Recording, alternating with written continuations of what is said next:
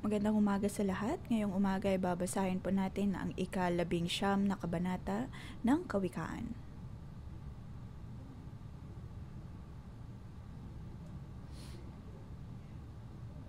Hindi madali ang magbahagi mula sa libro ng Kawikaan.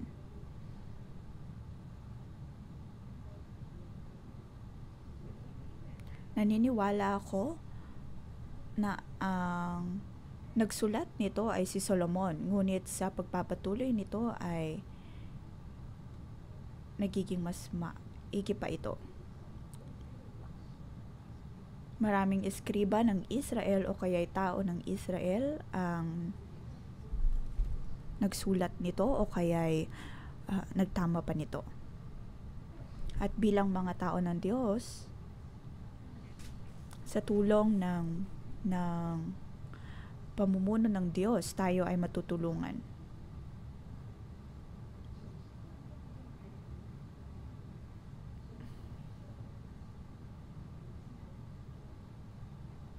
Ano ang bagay na dapat po na tayong mapaalalahanan? Dapat po tayong dumaloy sa iba't ibang mga uri ng pagdadalisay at ganito nga po na isulat ang librong ito.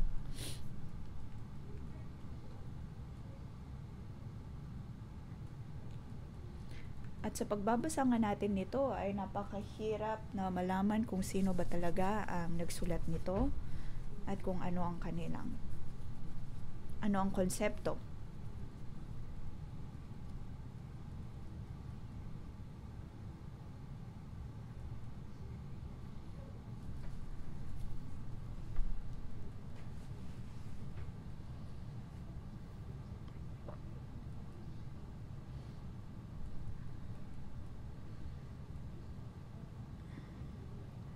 So chapter 19 verse 1. Mas mabuti ang mahirap na mangaral ang pamumuhay kaysa taong magsalita ngunit walang nalalaman.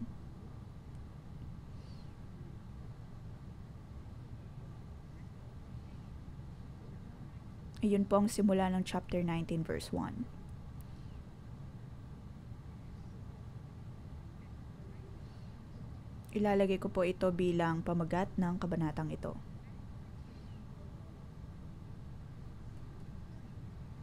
Mas mabuti ang mahirap na marangal ang pamumuhay kaysa taong masalita ngunit walang nalalaman. Kung tayo po ay maglalakad ayon sa katarungan o kaya sa karangalan, ano pong ibig sabihin ng paglalakad ng marangal?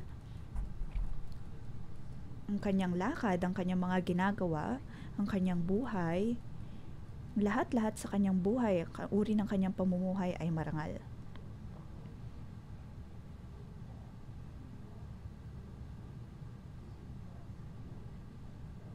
Paano po tayo namumuhay? Iyon po ay napakahalaga.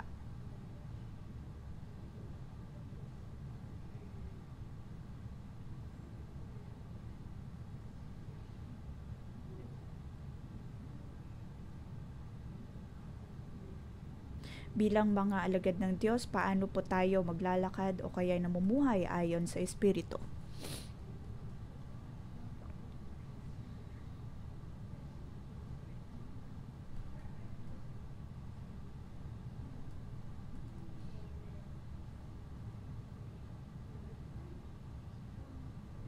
Ang buong mga Israelita, ang lahat ng mga Israelita,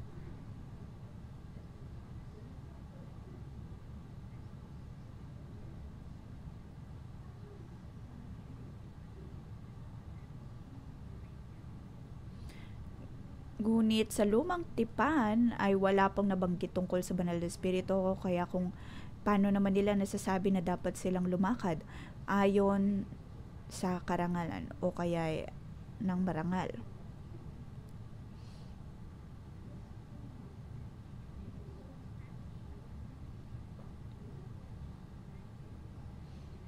Ang bawat pamumuhay po natin ay dapat na maigi, marangal at tapat. Sa pamilya man natin, sa trabaho, o kung nasaan man po tayo. Tayo po ba ay anak, magulang, o kaya sa pinagtatrabuhan natin, tayo po ang supervisor, o kaya tayo ay isa sa mga alagad, tayo po ba ang hari? dapat po tayong maglakad ng marangal.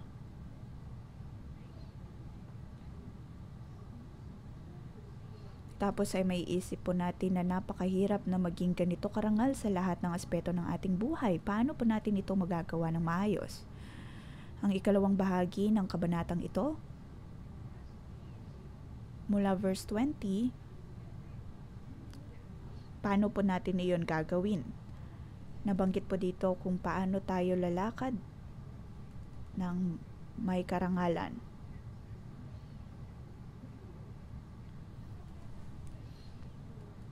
At sa unang bahagi naman ay nabanggit kung paano tayo lalakad ng ayon dito.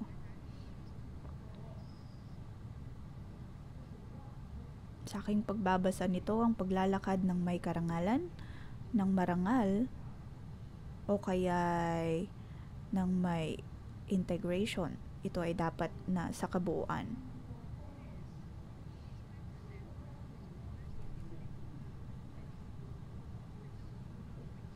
Kahit na kung tayo po ay mayaman, ngunit ay baluktot naman ang pag-iisip o kaya'y mangmang, ito ay wala din pong pakinabang.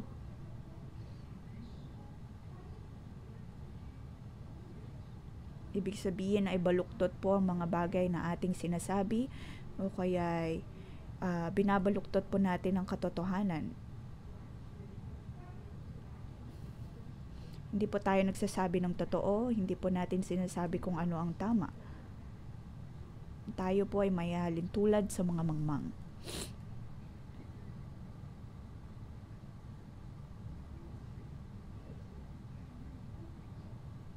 Maaaring ikaw ay mayaman, ngunit ay baluktot naman sa pag-iisip at sa pagsasalita. Hindi ka nagsasabi ng totoo, at ang taong iyon ay hindi mabuti. Kahit na ikaw ay mayaman,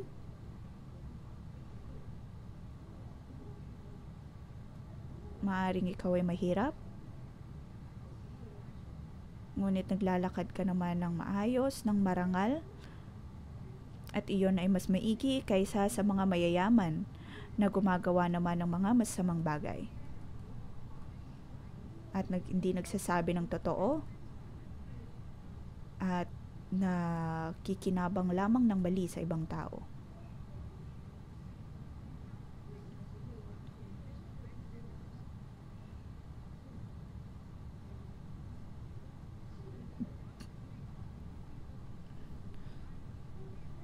Sa mundo ay pinag-uusapan po natin ang totoong pera, ang totoong benepisyo. Ngunit may mga tao na ginagawang lahat upang makuha lamang ang nais nila, ngunit sa komunidad ng Diyos. Sa komunidad ng Diyos, ginagawa po ba natin ito? Dapat po nating tandaan ang makadiyos at makalangit na komunidad. Tulad ng sinabi sa libro ng Kawikaan, iyon ay para sa mga lingkod ng Diyos.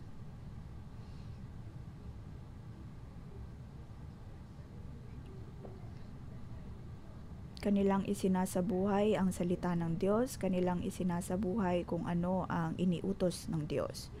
Ang unang kautusan ng Diyos ay tungkol sa pagtanggap ng presensya ng Diyos.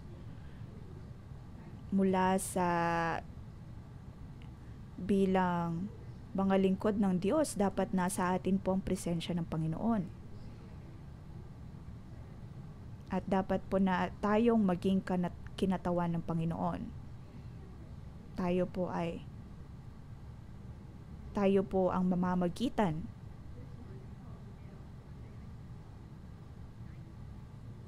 Kaya nga nung linggo ay pinag-usapan po natin ang 19:6. Dapat po nating tandaan ang salita ng Diyos upang tayo ay maging kanyang kinatawan.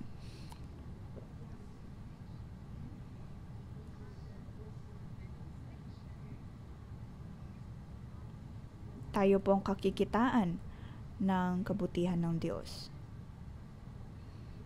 Dahil ang buong mundo ay para sa Diyos, tayo ay higit pa sa kung ano mang nasa mundo. Tayo ay titindig sa harap ng Diyos.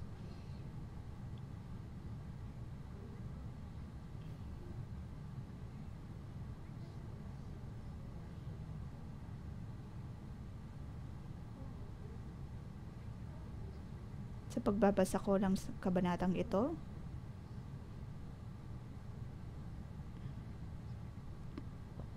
pinaalalahanan ako ng banal na espiritu sa Genesis 17 verse 1 nang ang Diyos ay nagpakita kay Abraham at sinabi na siya ang Diyos na dakila.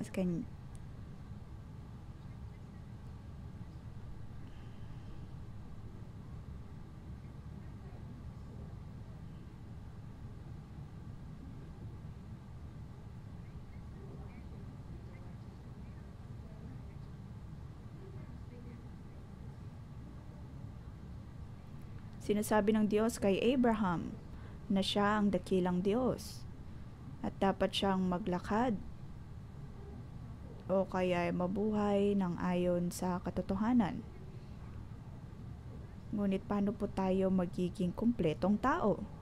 Iyon ay ang maglakad ayon sa kalooban ng Diyos.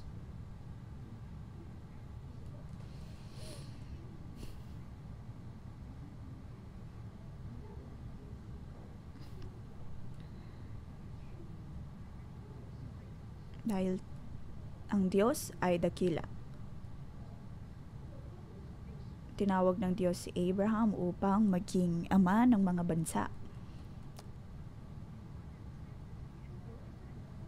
Nais niya ng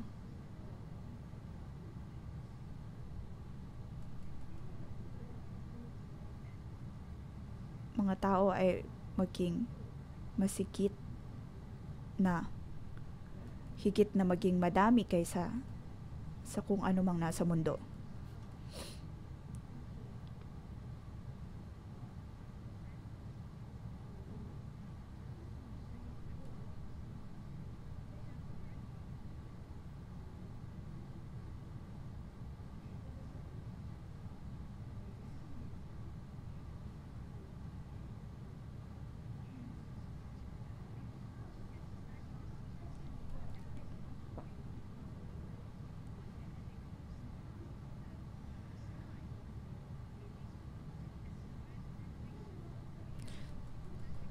Sa magulo nating mundo, dapat po tayong maging perpektong mga lingkod ng Diyos at atin pong liliwanagan ng mundo. Tayong magdadala ng liwanag sa mundo. Pinapangako ng Diyos na tayo ay dadami katulad ng mga buhangin. At nais niya tayong maging bituin din. Kasing dami ng bituin.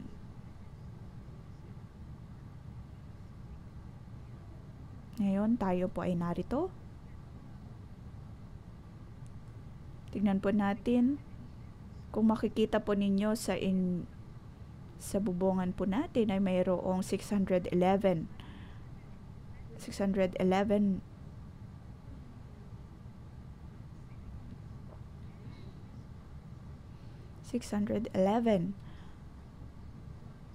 na mga bituin. At tayo ay narito katulad tayo ay kasindami ng mga buhangin, ngunit sa ating paglalakad ayon sa kalooban ng Diyos. Sa ating paglalakad ayon sa kalooban ng Diyos, tayo ay magiging katulad ng mga bituin.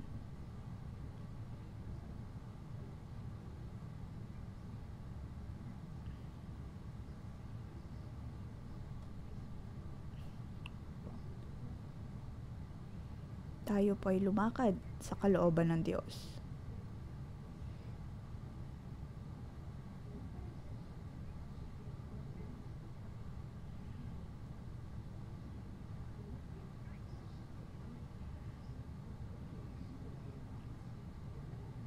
Dapat po nating pangunahan ang buong mundo. Sa ating paglalakad, dapat po tayong maging kumpleto, na hindi po tayo naaapektuhan ng kung anumang mga bagay sa mundo. Na kahit tayo ay mahirap, naroon na namumuhay pa rin po tayo ng may katapatan at karangalan.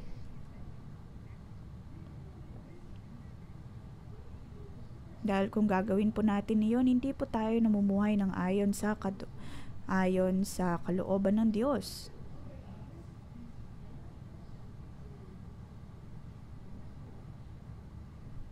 Tayo po ay dapat na maging kumpleto, maging marangal, magiging totoo.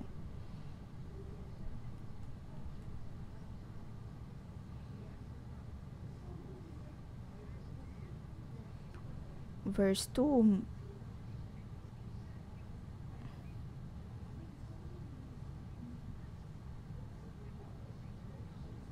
dapat po'y kilala natin ang Diyos.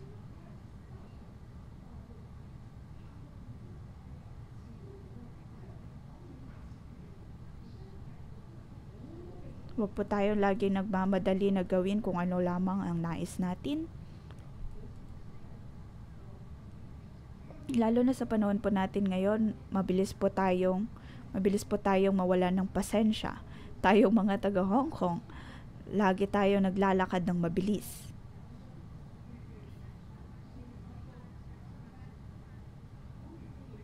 Laging nagmamadali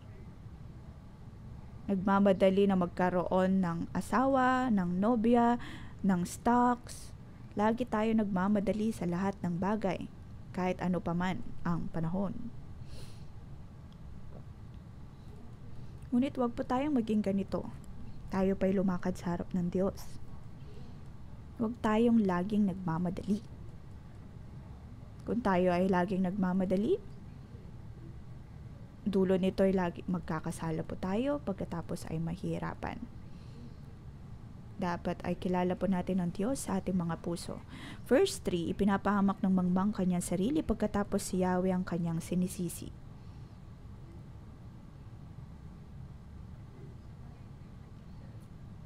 Dito sinasabi po,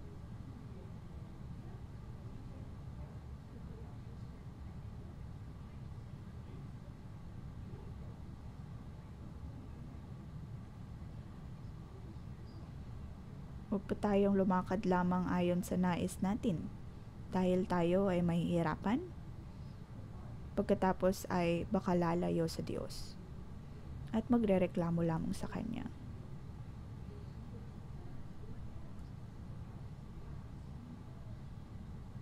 Ang taong lumalakad ayon sa tama ay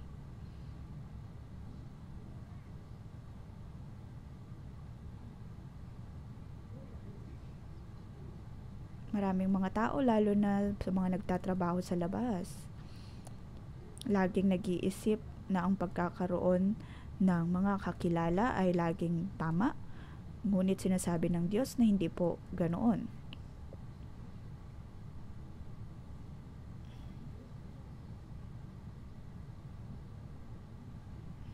Madalas ay umaayon lamang po tayo sa mundo at hindi umaayon sa kalooban ng Diyos. Naalala ko nang ako ay napakabata pa, ako ay pumasok sa isang summer job.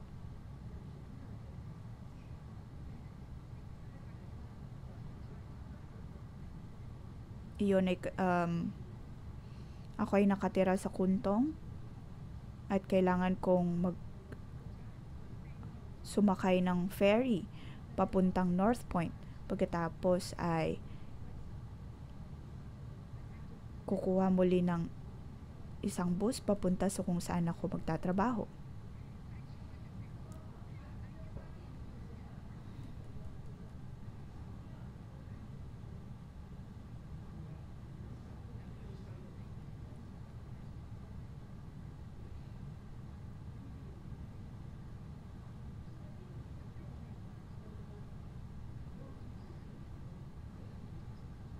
At ang lugar na iyon ay pagtatrabahuan o kaya ay pabrika.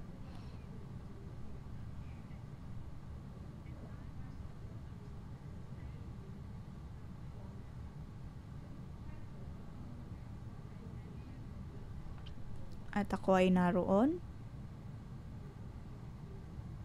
na nagtatrabaho. At kapag nagpapakita, ang may-ari ay laging nasa pabrika upang ang pabrika ay darating upang tignan kung ano ang aming ginagawa. At sa tuwing nagpapakita nga siya ay nagtatrabaho ako, kunwari ay nagtatrabaho ako ng mabilis, ng tama. Ngunit kung walang nanonood, wala doon ng boss, ay naglalaro lamang ako. Ganito po ang tao. Hindi po tayo naglalakad ng ayon sa kalooban ng Diyos. Tayo ay umaasa lamang sa mundo. Ang gusto natin ay ang makuha ang loob ng tao.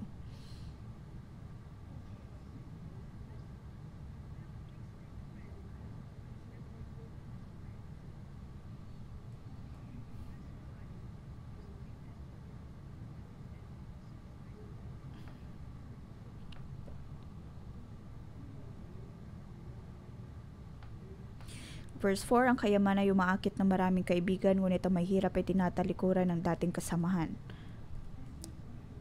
May mga pagkakataon na nais lamang nating magkaroon ng mas madaming kaibigan, mas madaming koneksyon at kakilala.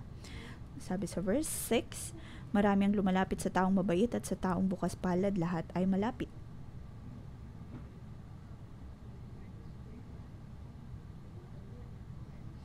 Gusto nating magkaroon ng mas madaming kaibigan,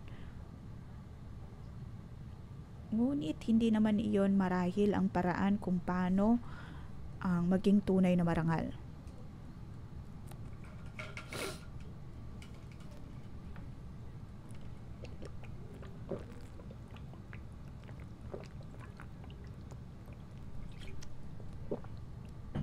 Huwag lamang po tayong bastang umasa sa mga kaibigan o kaya sa mga tao sa mundo. Sa verse 8, ang nagsisikap matuto sa sarili ay nagmamahal, ang nagpapahalaga sa karunungan ay magtatagumpay. Dapat po tayong magkaroon ng karunungan, ng dunong. Dapat ay may pagpapahalaga tayo sa buhay.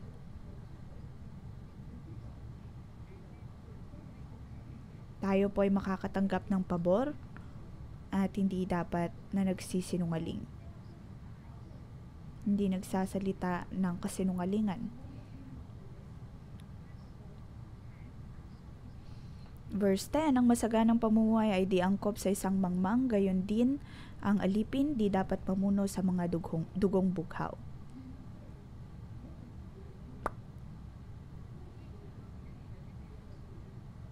Hindi namumuhay ng masyadong marangya. Mayroong respeto sa mga mas nakakataas.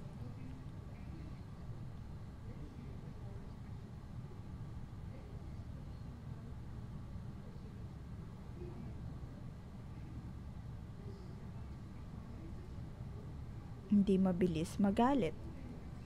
Sa marketplace man, sa atin pong buhay, tayo po ba ay naglalakad ayon sa kalooban ng Diyos? Ang Diyos ay nasa lahat ng bagay.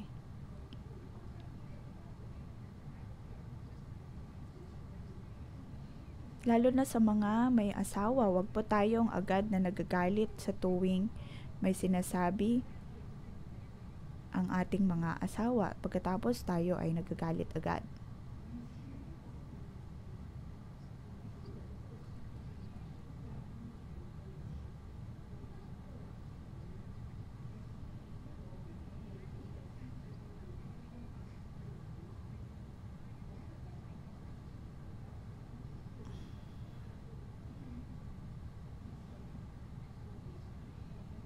Bilang nasa posisyon,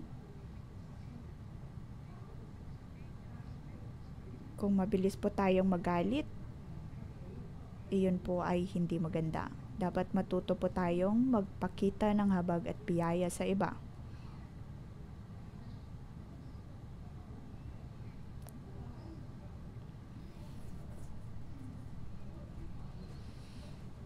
Bilang boss, bilang hari, wag po dapat tayong mabilis na magalit.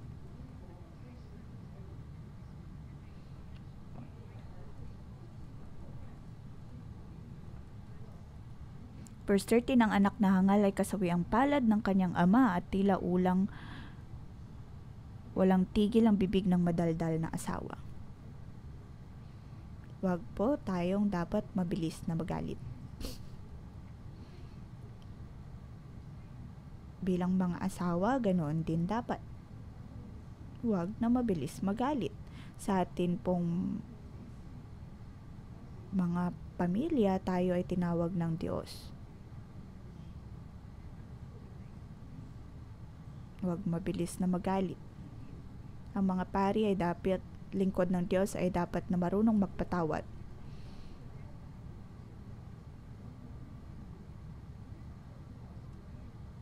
Tandaan po natin sa panalangin ng Diyos tungkol sa pagpapatawad.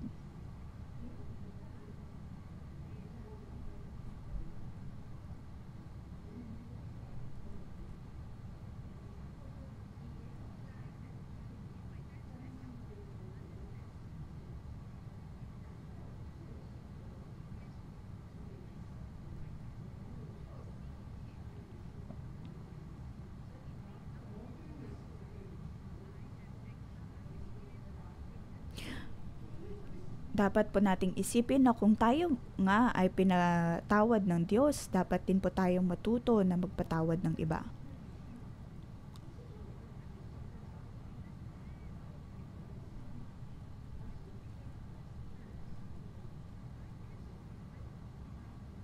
Matuto po tayong magpatawad. Patawarin maging ang mga taong umaatake sa atin.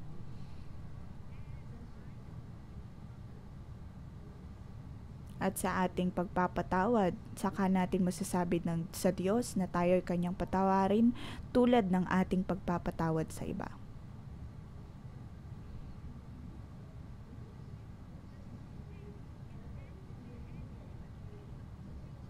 Di lamang dapat tayo nagagalit sa tuwing tayo ay nasasaktan o kaya ay inaatake. Matuto po tayong magpatawad. Huwag laging galit. Huwag laging paghihiganti dahil tayo ay namumuhay ayon sa kalooban ng Diyos. Totoo na hindi madali, ngunit tayo ay tutulungan ng Diyos.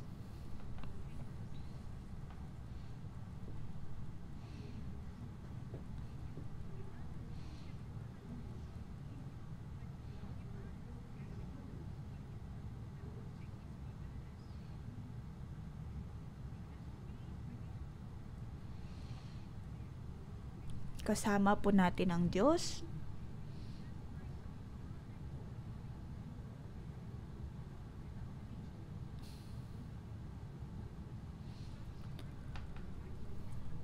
Tayo ay iniibig ng Diyos at ang katarungan ay para sa lahat. Dapat po tayong maging mas mahabagin sa iba.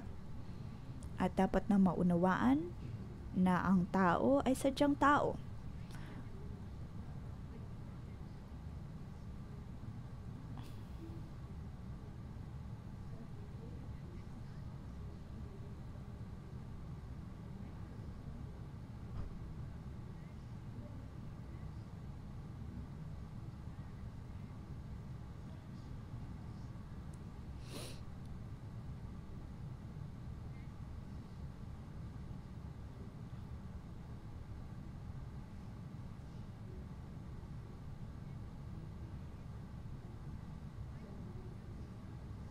Bibigyan po tayo ng Diyos ng mabuting pamilya.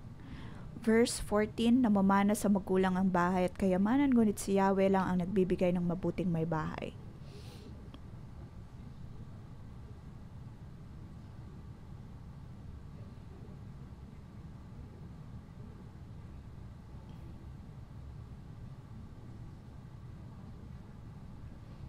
Dapat po nating gwardyahan ang ating mga buhay. Kung tayo ay naglalakad ayon sa kalooban ng Diyos,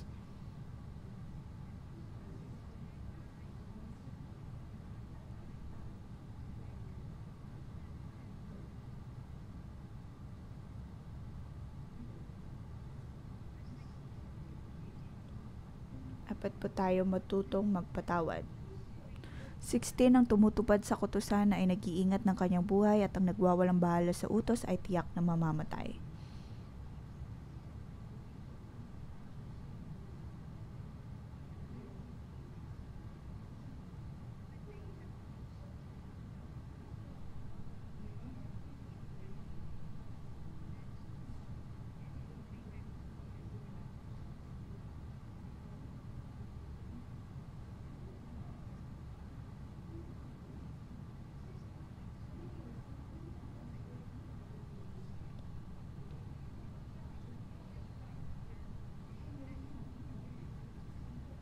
Dapat po nating disiplinahin ang ating mga anak.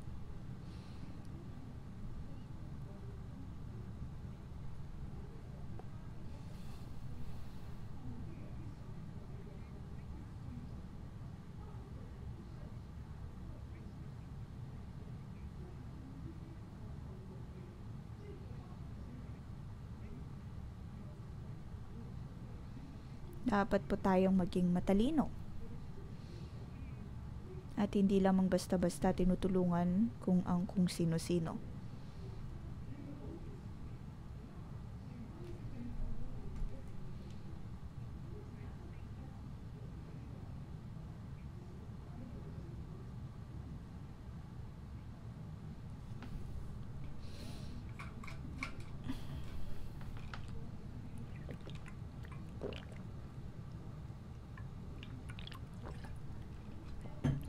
Kung nais po nating mabuhay ng marangal, wag pong kayamanan ang habulin natin, hindi rin tao. Maging mahabagin. Pagkatapos ay laging tumingin sa gantimpala nagmumula sa Diyos at sumunod sa kanyang mga salita. At matuto ding magmahal ng iba. Mula verse 20. Paano po natin iyon gagawin? Paano po tayo mabubuhay ng marangal? Ito po ay mahalin tulad natin sa 10 utos ng Diyos. Ang 10 kautusan na ito, o kaya yung mga nabanggit sa verse 20 hanggang 29,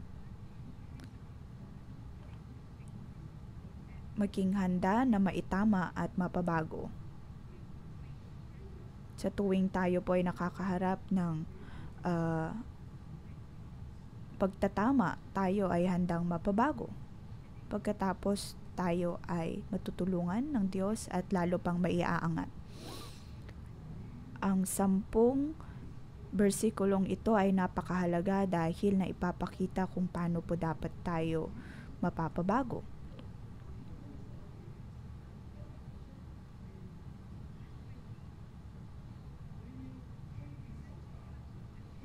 Verse 20, dinggin mo at sundin ang payo sa iyo at pagdating ng araw, pakikinabangan mo.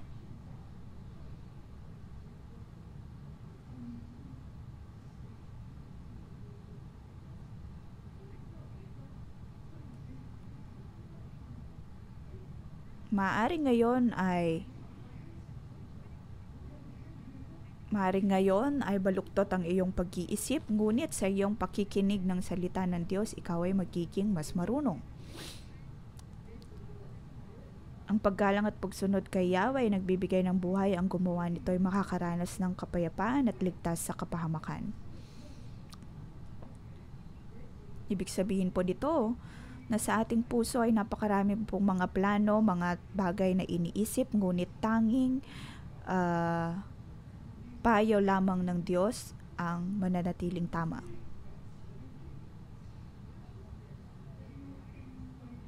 Dapat po tayong maging mabuti at tayo ay lalong mapapabago.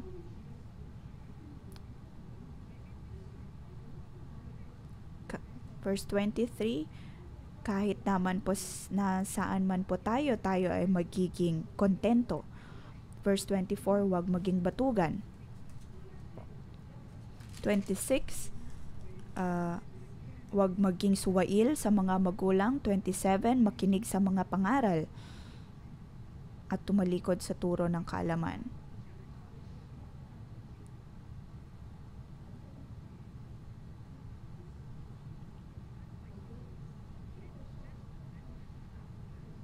Sa huling bersikulo, may hatol na nakalaan para sa mga mapanuy at sa mga mangmang ay may hagupit na nakahanda. Dapat po tayong maging handa, maging matalino. Amen. Dito po nagtatapos ang ating mensahe ngayong umaga. Tayo po ay tumayo at purihin po natin ang Diyos.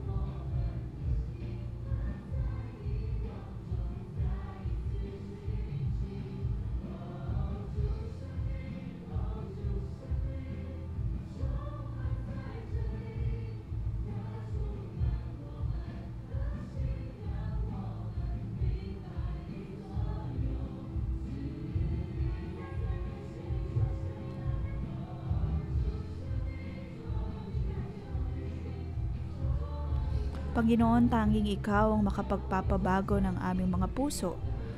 Tulungan mo kami, O Diyos, na manumbalik sa iyo at nang maging katulad mo.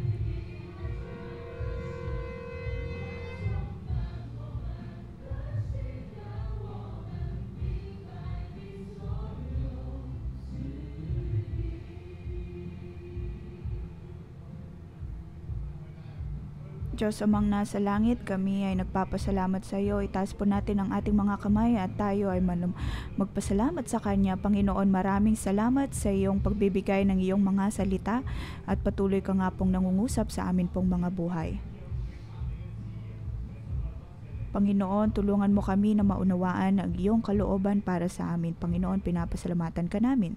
Sa salitang binasa po natin ngayong umaga, sinasabi po ng Diyos na dapat po tayong lumakad ng marangal sa harapan ng Diyos.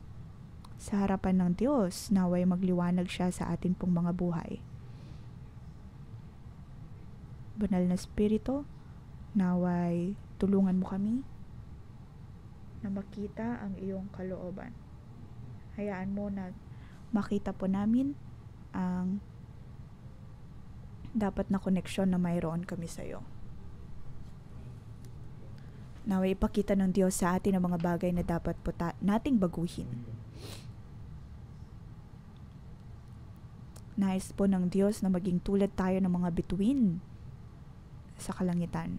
Banal na Espiritu na naway magliwanag ka sa aming pong mga buhay. Tulungan mo kami na makita, O Diyos, ang mga bagay na dapat mapabago sa amin.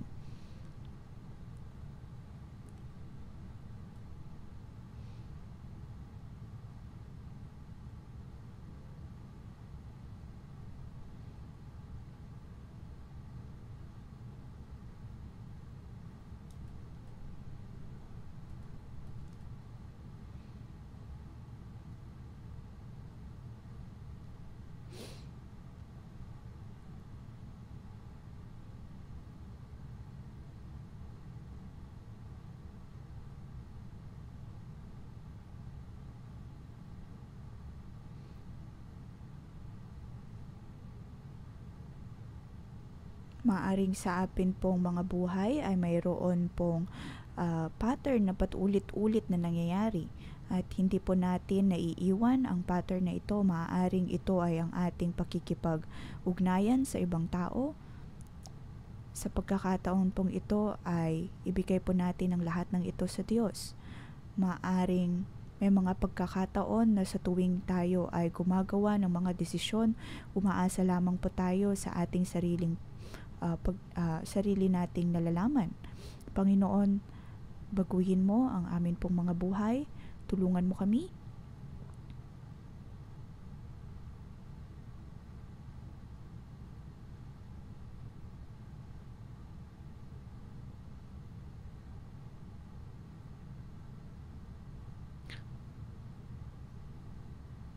Sa pagkakataong ito, maaari po nating gamitin ang ating mga boses.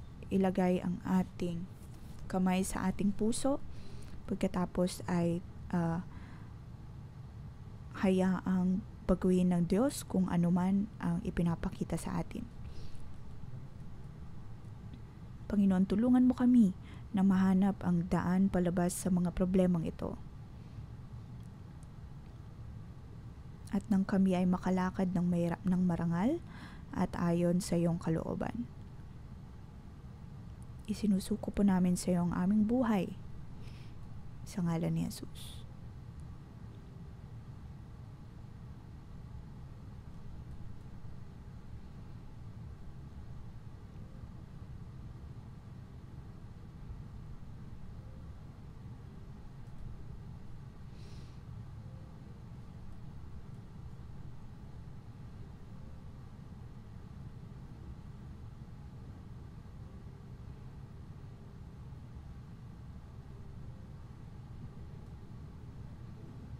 Panginoon, sa iyong harapan, lagi po naming sinasabi na nais naming mabuhay ng tama. Nais namin na lumakad ng tama. Panginoon, nais naming maging kumpletong tao na namumuhay ayon sa katotohanan. Tanggalin mo, O Diyos, ang mga bagay na hindi nakakatulong sa amin. May mga pagkakataon na takot kami sa kung anong sasabihin ng iba, umaasa lamang sa aming sarili, umaasa sa sitwasyon na mayroon kami, at mas umaasa sa tao, sa aming mga kaibigan, imbes na umasa sa iyo. Panginoon, sa amin pong mga pinagtatrabahuan, sa aming trabaho sa labas, Panginoon, tulungan mo kami na mas makita ka at mas umasa sa iyo. Ngayon, O Diyos, handa kami na lumakad sa harapan mo. Handa kami, O Diyos, na mapabago mo. Patawarin mo kami, O Diyos, patawarin mo ang aming mga pagkukulang sa ngalan ni Jesus. Amen. Sa ngayong umaga, sa binasa po natin ngayon, sinasabi po sa verse 11,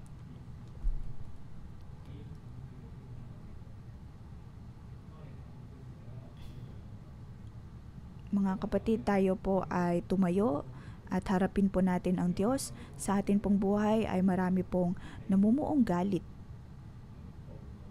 Lalo na pagdating sa mga nandito, mayroon po kayong hindi pagpapatawad sa iba, hanggang sa punto na nakakasakit pa ng iba, na maging ang minamahal natin sa buhay ay nasasaktan po natin.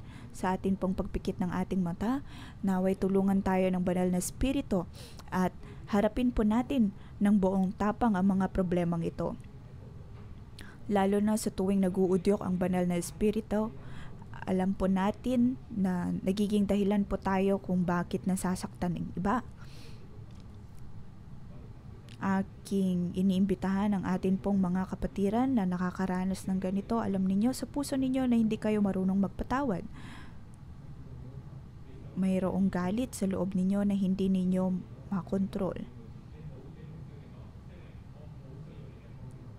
Sabihin po natin sa banal na espiritu, naway tulungan mo ko, tayo po ay humarap sa harap ng Diyos. At kung ikaw naman ay asawang lalaki na laging nagagalit at hindi makontrol ang iyong mukha, ang iyong facial expression, pagkatapos ay bigla-bigla na lang nagagalit, maaari po kayong pumunta sa stage. Kung ito ay isang bagay na inudyok sa inyo ng banal na espiritu, tayo po ay dumulog sa harapan ng Diyos. O kaya ikaw ay uri ng tao na laging nananakit ng iba, dala ng galit, maaari po tayong pumunta sa harap at nang matulungan tayo ng Diyos. Mga kapatid, atin pong isuko sa Diyos ang galit na mayroon po tayo. Sinasabi po sa Biblia, ang mga taong puno ng galit ay hindi lamang basta palalampasin ng Diyos. Hindi lamang po ang mga taong nasa on-site, kundi maging din po mga nakikinig online.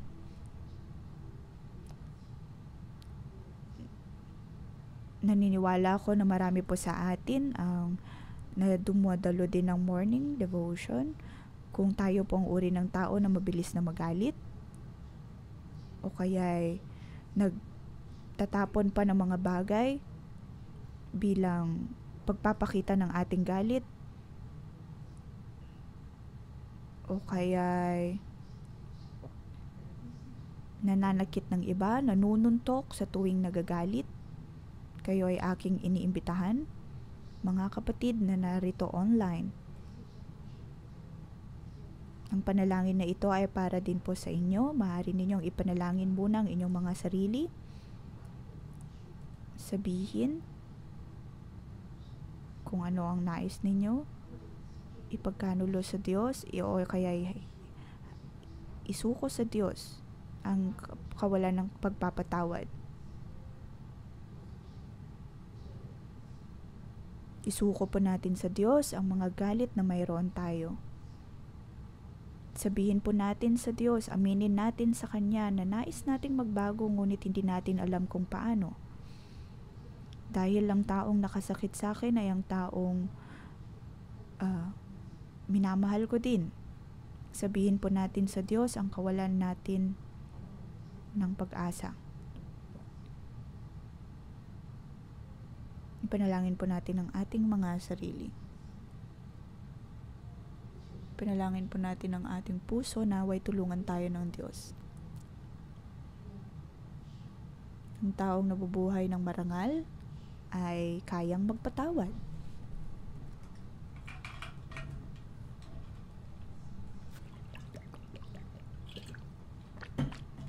Ang taong marunong magpasalamat at magpuri ay positibo.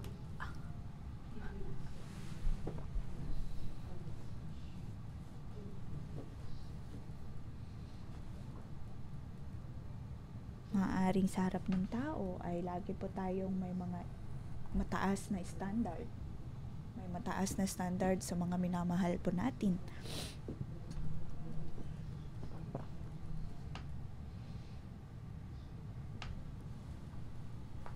Ngayon ay aking iniimbitahan ng mga coworker na ipanalangin ang ating mga kapatiran na narito.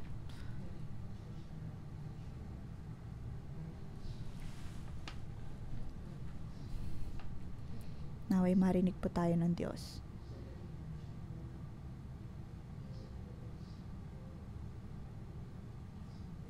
Naway madinig ng Diyos ang ating kalungkutan, ang ating kabiguan.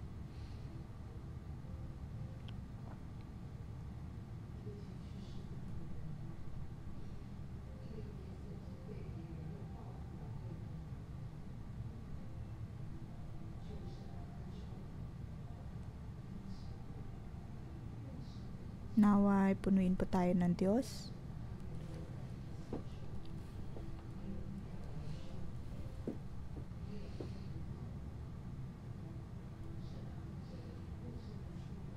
Naway bigyan po tayo ng Diyos ng kalakasan na makapagpatawad.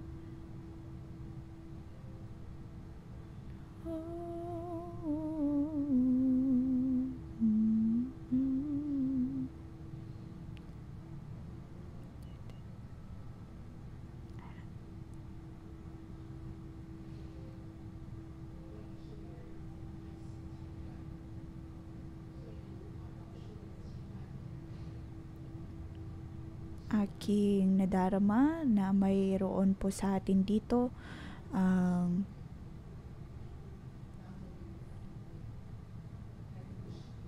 naabuso, nagiging dahilan kung bakit kayo may galit. Hindi ninyo ito kasalanan. Naway pag-ibig ng Diyos ang bumuhos at patuloy mong maramdaman at siyang magpagaling sa iyo.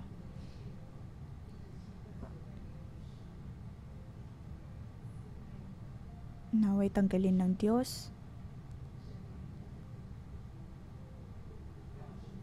ang naging epekto nito. Patawarin mo ang iyong sarili. Patawarin mo maging ang mga taong nakasakit sa iyo.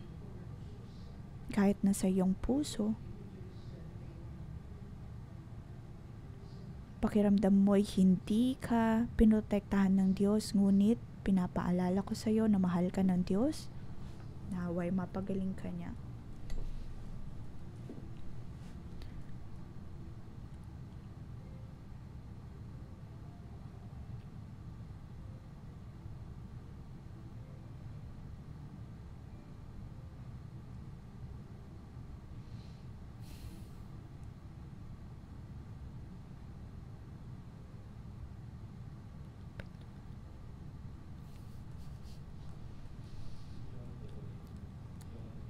Panginoon, kami ay dumudulog sa iyo. Muli kami ay dumudulog sa iyo at amin pong inaamin na hindi po namin pagpapatawad ang galit na mayroon kami.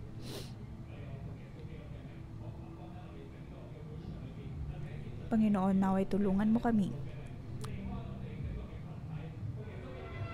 Naway lahat ng galit na mayroon kami sa ngalan ni Jesus ay pinapalayas namin kayo.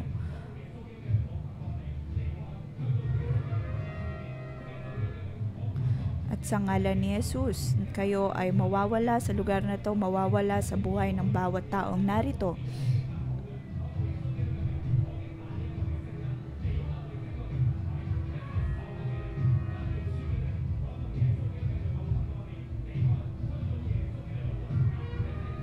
Ang espiritu ng kawalan ng pagpapatawad,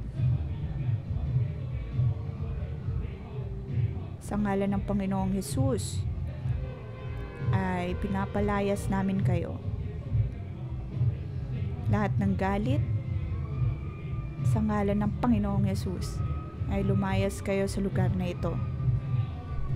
Sumuko sa harap ng Panginoon at tanging pag-ibig niya ang siyang pumuno sa inyo. Pag-ibig ang siyang papalit sa galit, poot at hinanakit na mayroon kayo. Sa ngalan ng Panginoong Yesus, lahat ng espiritu ng galit na nagmumula maging sa inyong pamilya ay mawala rin sa ngalan ni Jesus, sa ngalan ni Jesus. Amen. Ang lahat ng mga espiritong ito ay luluhod sa harap ng Diyos. Ang lahat ng mga espiritung ito ay mawawala ng kapangyarihan. Banal na espiritu, naway punuin mo ang komunidad na ito ng iyong pag-ibig.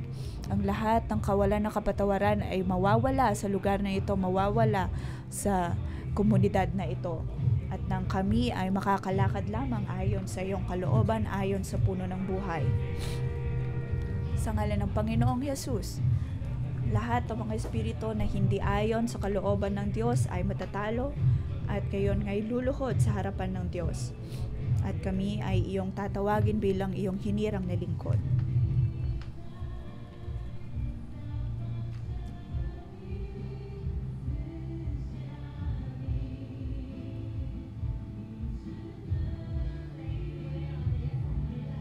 Kapatid, tayo po ay tumayo at purihin po natin ang Diyos.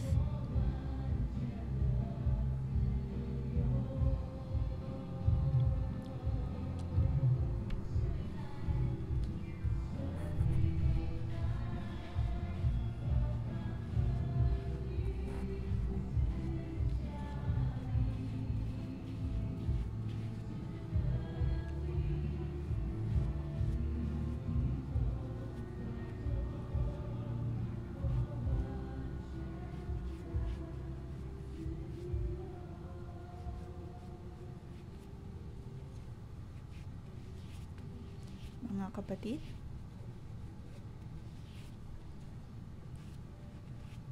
Atin pong basahin ang 20 to 21.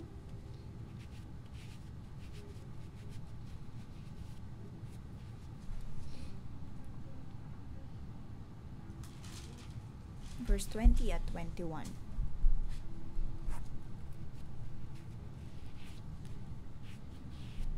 Ito ang mga salita ng Diyos para po sa atin ngayong umaga. Basahin po natin ito.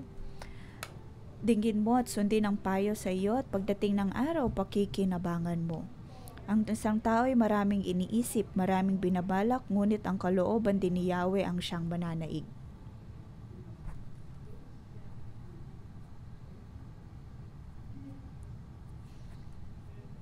Sa Ingles, ang original na teksto,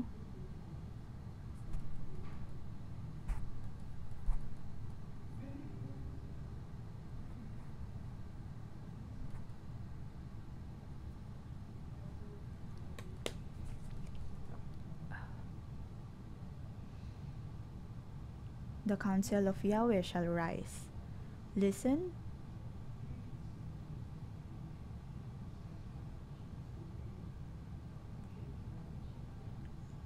Listen to counsel from God and from authority. Makinig po tayo sa kung ano man pong payo ng ating mga espiritual na otoridad, ng ating pong asawa, ng Diyos.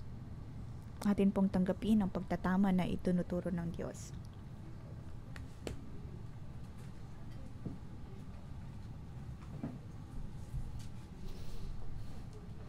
Kung tayo po ay tinatama ng Diyos, dapat po natin iyong tanggapin.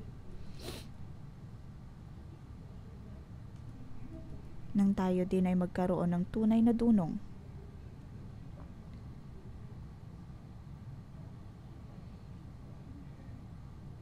Dapat po tayong makinig sa Diyos.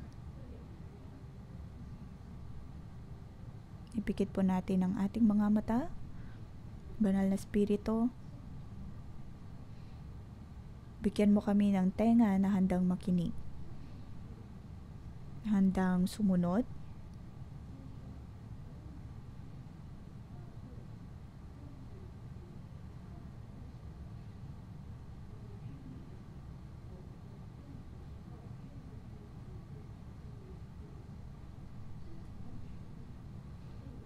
Panginoon, sa tulong mo, kami ay iyong baguhin. Sa tuwing kami ay iyong binabago, naway maging handa kami na sumunod sa iyo.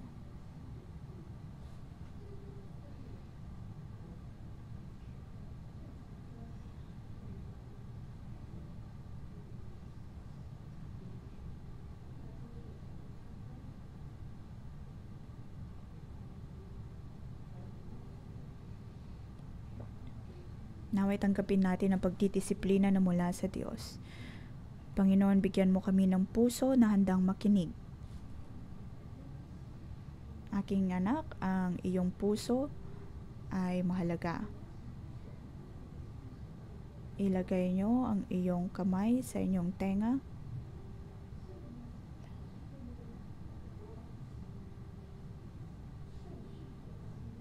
Panginoon, bigyan mo kami ng puso na handang makinig at hindi laging nagrereklamo.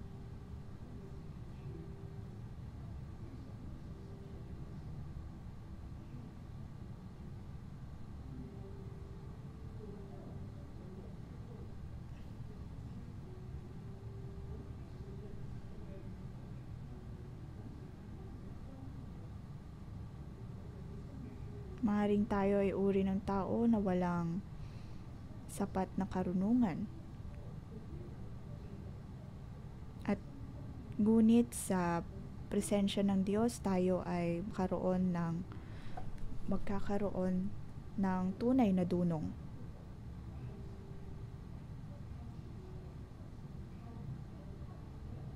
Huwag lamang po tayong umasa sa kayamanan o kaya sa ating mga kaibigan. Panginoon, patawarin mo kami. Aming isinusuko ang lahat sa iyo. Amin pong isinusuko ang lahat ng mga plano na mayroon kami. Naway hindi lamang namin pagkatiwalaan ang aming sarili. Panginoon, huwag mong hayaan na ang puso kong ito ang higit na maghari. Tulungan mo ako na higit na magtiwala sa iyo. Ang iyong plano para sa akin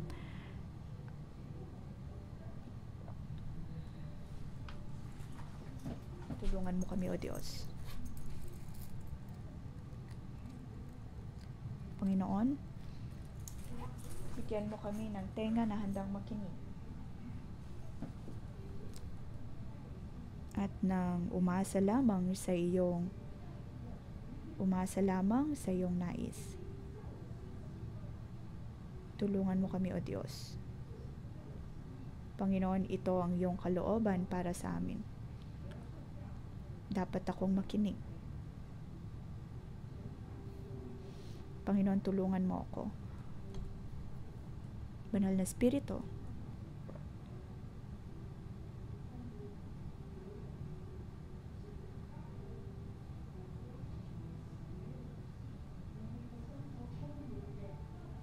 tulungan mo kami, O Diyos,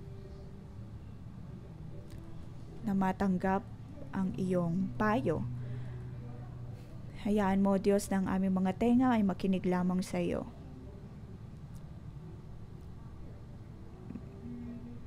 Kahit anuman pong mga bagay na iyong sinasabi sa amin, naway marinig namin. Tulungan mo kami, O Diyos, sa amin pong mga pandinig at sa aming puso, naway magsibula ang lahat ng ito. Tulungan mo kami, O Diyos, sa ngalan ni Jesus. Amen.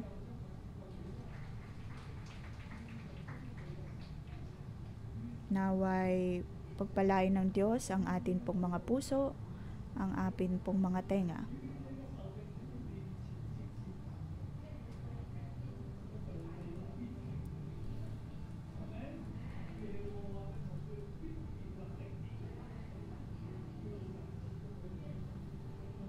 Pagpalain kayong lahat dito